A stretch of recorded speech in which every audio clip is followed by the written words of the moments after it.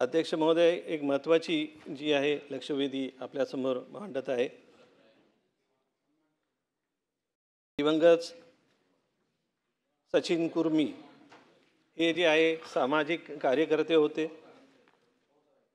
दुर्बल घटकांसाठी कार्यरत होते, एक कर्तव्यनिष्ठ होते. ते राष्ट्रवादी काँग्रेसचे तालुका अध्यक्षसुद्धा होते. त्यांनी त्या माझगाव, भायखळा, घोडपदेव या भागामध्ये जे आहेत त्यांनी बरेच काळ काम केले. त्यांनी अवैध व्यवसाय, अंमली पदार्थ, जुगार, गुटखा, माफिया यांच्या विरोधात जे आहे सातत्याने त्यांनी तक्रारी केलेल्या होत्या. आणि यामुळे त्यांच्यावर जो या लोकांचा जो आहे रोष त्यांच्यावर उद्भवला. कारण का त्यांची जी आहे आर्थिक या लोकांची जी आहे आर्थिक नुकसान जे आहे ते व्हायला सुरुवात झाली होती. आणि याच्यातनं जे आहे त्यांना सदैव जे आहे मारण्याची धमकीसुद्धा दिली होती. आणि त्या अनुषंगाने त्यांनी सातत्याने NC करणं, त्यांच्या बाबतीत तक्रारी करणं ते सुद्धा त्यांनी केलेल्या होत्या. आणि एक दिवस असं झालं की जे आहे 4 ऑक्टोबर 2024 रोजी त्यांची निर्घृण हत्या करण्यात आली. कशा प्रकारे करण्यात आली? एकदम कोयत्याने जे आहे त्यांची डोकं फोडण्यात आलं, त्यांचा मेंदू बाहेर काढण्यात आला, त्यांचा जो आहे कोथळा जो आहे तो बाहेर काढून ते खेळण्यात आले. अशा प्रकारे जे आहेत पूर्ण एक अवयव जे आहेत त्यांच्या शरीरातनं काढून त्या घोडपदेवच्या त्या शशिकांत शिंदेजी त्या भागातले आहेत, त्यांना माहिती आहे. ती जी गल्ली आहे जरा सुनसान गल्ली आहे. आणि त्याचा जो आहे फायदा घेऊन त्यांनी जे आहेत या लोकांनी जे आहेत त्याची निर्घृण हत्या जी आहेत आपण ऐकलं त्यावेळेससुद्धा जे आहे म्हणजे बीडच्या संदर्भातली जी आहे चर्चा झाली. पण ह्या संदर्भात जे आहे मोठ्या प्रमाणात मुंबईमध्ये सुद्धा अशा प्रकारे जे आहे घटना सुरू झालेल्या आहेत हे निदर्शनास आलेले. यामध्ये जे आहेत त्यांच्या पत्नी अनुपमा कुर्मी यांनी जे आहेत त्यांच्या त्या संदर्भात FIR ही दाखल केला. केसेससुद्धा जे आहे कंप्लेंट्स त्यांनी दाखल केल्या.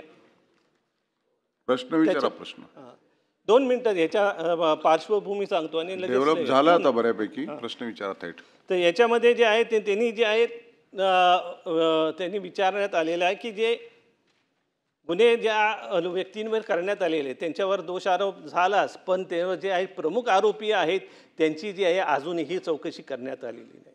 त्यांनी नावंसुद्धा दिलेली आहेत. ती जी आहेत विजय कुलकर्णी, शुभम वागसकर, अमर चोरगे यांनी जे आहेत हे जे आहेत प्रमुख आरोपी आहेत. पण त्यांची जी आहे अजून शासनाकडून जी आहे चौकशी करण्यात आलेली नाही. या डिपार्टमेंटकडून चौकशी करण्यात आलेली आहे. आपल्या उत्तरात आपण काहीतरी म्हटलेलं आहे की जे आहेत त्यांच्याबाबत जे आहे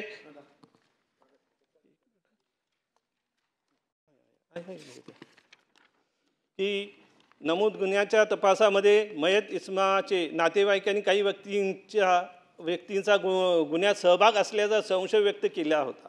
त्या अनुषंगाने सखोल तपास केला असता तपासात संशय व्यक्त करण्यात आलेल्या व्यक्तींचा खुनाच्या कटास कोणताही सहभाग आहे. समजा या लोकांचा खुनाच्या ह्याच्यामध्ये सहभाग नाही आहे असे म्हटले तर काही 2 दिवसापूर्वीच जे आहेत ते कुर्मींचा मुलगा श्रेयस हा कॉलेजचा विद्यार्थी कॉलेजला जाताना त्यांना जो आहे थांबवण्यात आलं आणि जे आहे त्याला धमकवण्यात आलं की जी आहे तुला सुद्धा तुझ्या बापाकडे तशाच प्रकारे पाठवण्यात. मला सांगा त्यांची जे आहेत NC केलेली आहेत 30 नावं आहेत. तुम्ही जे म्हटले की त्यांचा सहभाग नाही, मग समजा सहभाग नाही तर त्यांनी येऊन त्या संदर्भात जो आहे त्यांना धमकवण्याचं कारण काय? एवढंच नव्हे तर CDR रिपोर्ट जो आहे तुम्ही या लोकांचा जो आहे तपासला गेलेला नाही. याचा अर्थ असा आहे की जे आहेत यामध्ये वरिष्ठ किंवा जे आहे पोलीस निरीक्षक जे तत्कालीन यांचा जो आहे त्याच्यामध्ये जो आहे काहीतरी साटील होतं. माझी आपल्या या निमित्ताने विनंती आहे, कारण का ह्या लोकांवर जे आहे विविध जे आहेत गुन्हे दाखल आहेत. अमर चोरगे, अच्छा, मी जे आहे ते ही जे आहेत जे कागद जे आहेत आपल्यापर्यंत पोचवतो.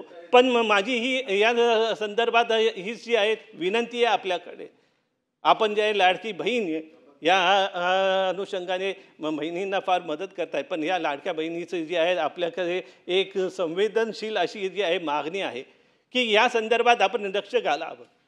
या विद्यार्थ्याची जे आहे आपल्याकडे जे विनवणी आहे की जे आहे या केस संदर्भात जे आहे ही SIT कडनं चौकशी व्हावी आणि ह्या सर्वांना जो आहे कारवाई व्हावी आणि त्या भागातला जो दहशतवाद जो आहे तो जो आहे संपुष्टात यावा, यासाठी जे आहे आज मी आपल्या सभापतीमार्फत आपल्याकडे विनंती करत आहे. सभापती महोदय, विषय अतिशय गंभीर आहे. जी भायखळ्यामध्ये घटना घडली त्याची सविस्तर माहिती आपण उत्तरामध्ये दिलेली आहेच. त्या अनुषंगाने अध्यक्ष महोदय, सन्माननीय सदस्यांनी जी इथे माहिती दिलेली आहे, आपण ह्यामध्ये एकूण 6 आरोपींना अटक केलेली आहे. 6 आरोपींवरती आपण मकोका देखील आपण लावलेला आहे आणि ह्यांच्यावरती कडक कारवाई ह्या आरोपींवरती आपण केलेली आहे. एकंदरीत 2 व्यक्तींमधला आर्थिक व्यवहाराला घेऊन हा वाद झाला होता आणि त्या वादामुळे त्यांची ही घटना घडली असं चौकशीमध्ये आपल्या निदर्शनास आलं. थेट आपल्या प्रश्नाकडे येतो. आपण जे म्हटलेलं आहे की नातेवाईकांनी जी तक्रार दिली, काही अजून 3 आरोपी आहेत, त्यांची नावं आपण इथे आता घेतलेली ऑन रेकॉर्ड, की ह्यांचा देखील त्या खुनाच्या प्रकरणामध्ये त्यांचा समावेश आहे आणि त्यांची चौकशी केल्याच्या नंतर त्यांचा थेट समावेश ह्या खुनाच्या प्रकरणामध्ये आढळलेला नाही आहे, प्रत्यक्ष किंवा अप्रत्यक्ष. तथापि माननीय सदस्यांनी दिलेली माहिती ही खरी समजून ह्या प्रकरणाची पुन्हा सखोल चौकशी करण्यात येईल आणि कोणीही दोषी आरोपी असतील, शेवटी व्यक्ती जी मयत झालेली आहे ती आपल्या पक्षाचा ती कार्यकर्ता होती, परंतु अशा पद्धतीने निर्गुण हत्या करणं आणि मुंबईसारख्या शहरामध्ये असे हत्या होणं ही अर्थातच ही बाब काही योग्य नाही. त्या अनुषंगाने आपण सखोल चौकशी आपण अजून करू. आपण म्हटलं की त्याचे CDR हे तपासले गेलेले नाही आहेत, तर त्याची माहिती देखील मी आजच्या जर घेईन. जर का CDR वगैरे तपासले गेले नसतील तर आपण नक्कीच ते CDR देखील आपण तपासायला लावू. आणि खुनाच्या नंतर आपण जे म्हटलं की त्यांच्या मुलाला देखील धमकावलं गेलंय, त्याची तक्रार जर का दाखल झालेली असेल तर त्या तक्रारीची संपूर्ण माहिती घेऊन त्याच्यावरती देखील योग्य ती कारवाई केली जाईल. विरोधी पक्ष नेते. सभापती महोदय, अतिशय सिरियस प्रकरण आहे. ज्यांचा खून झाला हे राष्ट्रवादी काँग्रेस पार्टी अजित पवार गटाचे बाळकायाचे तालुका अध्यक्ष आहेत. सभापती महोदय, जर सगळं डिटेल्स बघितलं की ज्या आपले भुजबळजी ज्यांच्याविषयी बोलले, नाव घेतलं, त्या लोकांनी हा मर्डर व्हायच्या 8-15 दिवस आधी या भागात अशा पद्धतीनं या व्यक्तीला निश्चित वरती पाठवलं जाईल अशा प्रकारे व्हॉट्सअपवर वेगवेगळ्या लोकांना सांगितलेलं होतं.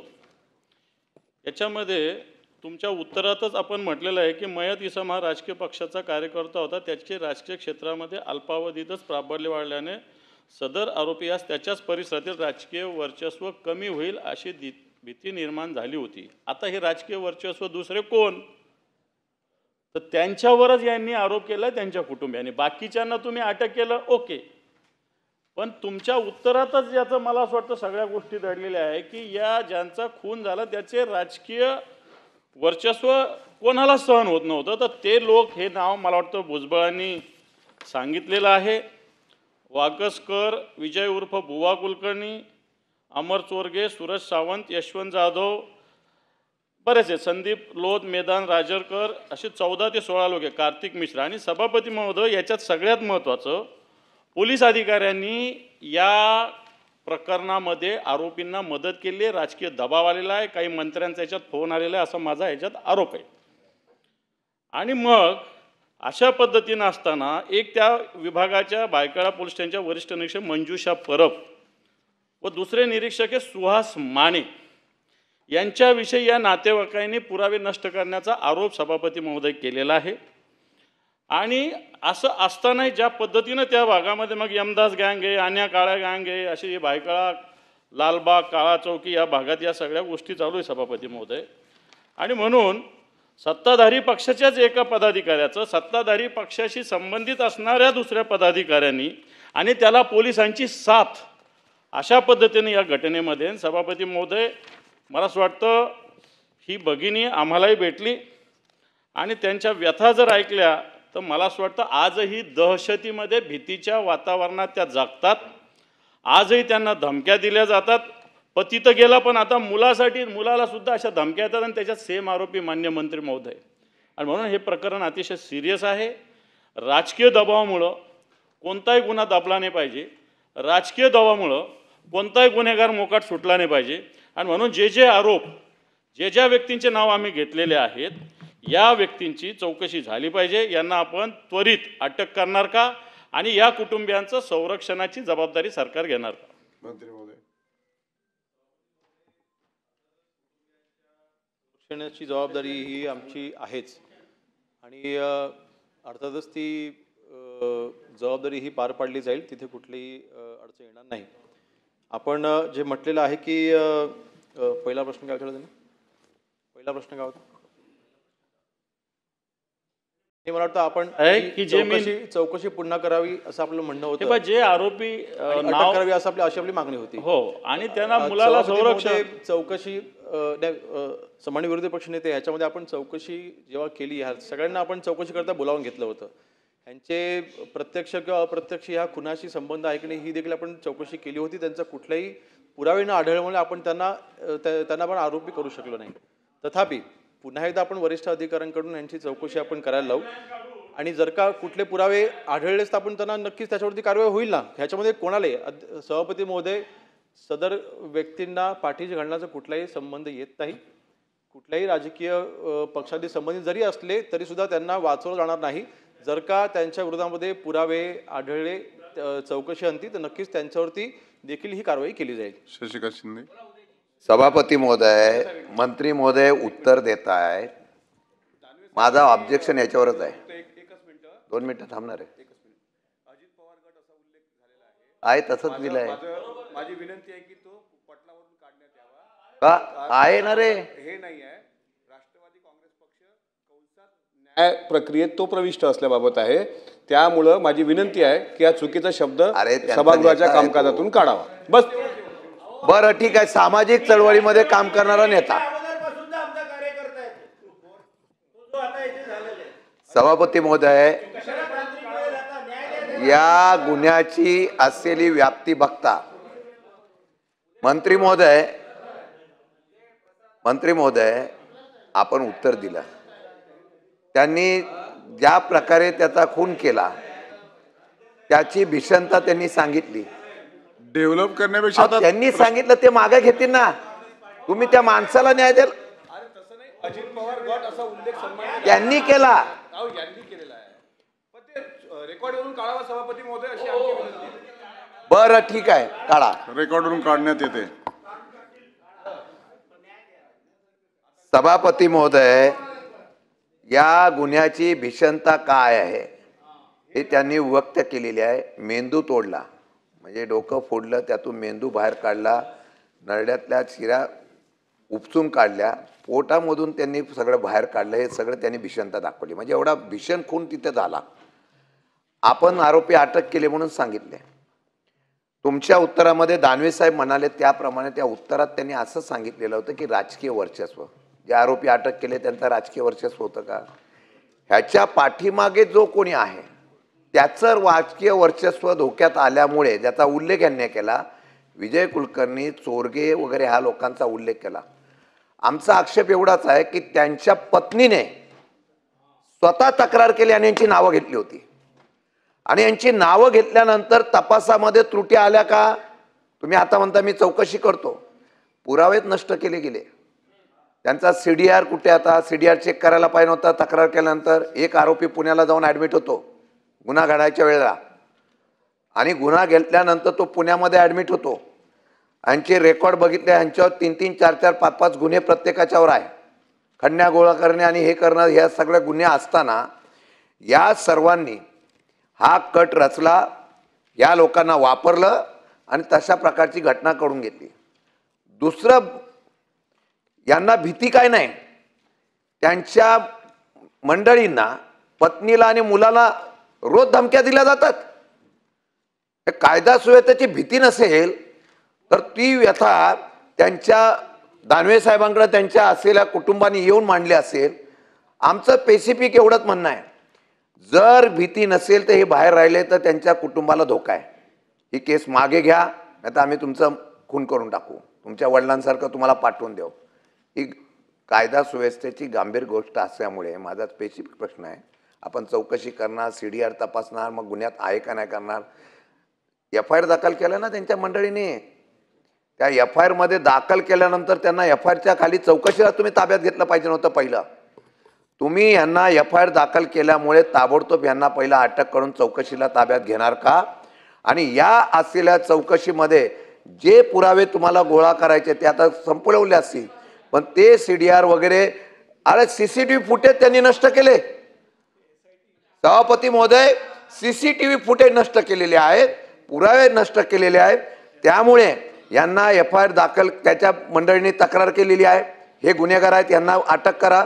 त्याप्रमाणे त्यांना अटक करून SIT मार्फत तुम्ही त्रयस्थ याच्या मार्फत तुम्ही चौकशी करून यांच्यावर कारवाई करणार आहात का? मंत्री महोदय. सभापती महोदय, दोन वेगवेगळे आता इथे विषय समोर येत आहेत. एक तर जो खून झाला त्या खुनाच्या मागे जे आरोपी होते त्यांना आपण अटक केलेला आहे. 6 आरोपी, त्यांच्यावर आपण मोक्का देखील लावलेला आहे. हत्या नक्कीच निर्घृणपणे झालेली आहे, त्यांना कुठे पाठीशी घातलं जाणार नाही. आपलं म्हणणं आहे की त्या 6च्या व्यतिरिक्त अजून 3 जण त्याच्यामध्ये इन्व्हॉल्ड आहेत, ज्यांना वाचवलं जाते असा प्रयत्न काही तिथे पोलीस अधिकाऱ्यांकडून केला जातोय. आपण चौकशी त्यांची केली, चौकशींनी त्यांच्या विरोधामध्ये कुठलेही पुरावे आढळले नाही. आपलं म्हणणं की पुरावे नष्ट केले गेले.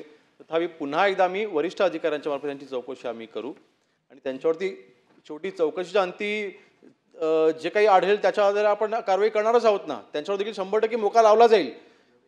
दुसरा विषय अध्यक्ष महोदय, आता जे नातेवाईकांना जे धमकवलं जात आहे त्या बाबतीमध्ये जे काही कलमं लागत असतील ती सगळी कलमं लावून त्यांच्यावरती आजच्या आजच कारवाई करण्यात येईल. प्रवीण दरेकर. सभापती महोदय, हा अत्यंत गंभीर अशा प्रकारचा विषय आणि ज्या निर्गुण पद्धतीनं मारलाय आणि तुम्ही बोलताय पुरावे नाहीत. प्रेस कॉन्फरन्स घेऊन त्यांच्या नातेवाईकांनी त्या ठिकाणी पुरावे सादर केलेले आहेत. सोशल मीडियाच्या माध्यमातून एक क्लिपही व्हायरल त्या ठिकाणी झाले. त्यामुळे सभापती महोदय, तिथे जाधव नावाचे PI आहेत, एक महिला पोलीस अधिकारी आहे.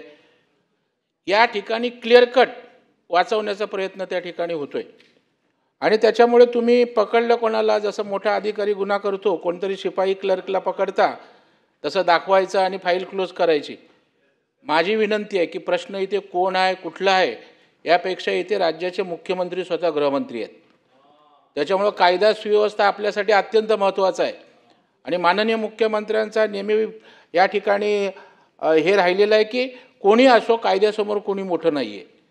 आणि त्याच्यामुळे माझी या ठिकाणी विनंती आहे, आपण या प्रकरणाची SIT चौकशी करून सत्यस्थिती त्या ठिकाणी समोर आली पाहिजे.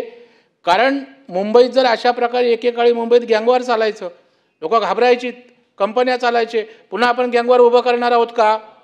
जर एकाचा त्या ठिकाणी हिंमत वाढली, दुसऱ्या ठिकाणी असाच खून करेल, परवा तिसरा करेल आणि मुंबई जी शांत आहे, आर्थिक राजधानी, पुन्हा गँगवॉरनी डोकं वर काढायचं आहे का?